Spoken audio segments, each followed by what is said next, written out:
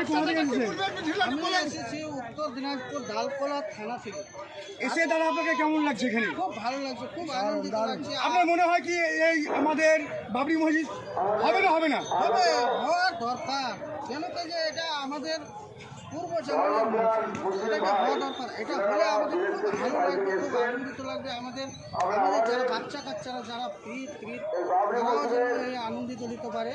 আর এই সকল নৌজওয়ানকে আমি বলছি, আপনারা বাড়িতে না বসে দুটো না পারবেন একটা ইট দিয়ে যান, একটা না পারবেন 10 টাকা দিয়ে যাবেন, অবশ্যই দিয়ে যাবেন। অবশ্যই আসেন, সবাই আসেন, সবাই আসেন।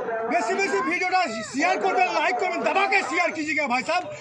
আর যারা ভিডিও দেখছে, অল ইন্ডিয়া ভিডিওটা দেখছে, অবশ্যই এই বাবরি মসজিদে সবাই নির্মাণ হচ্ছে, সবাই আসবেন।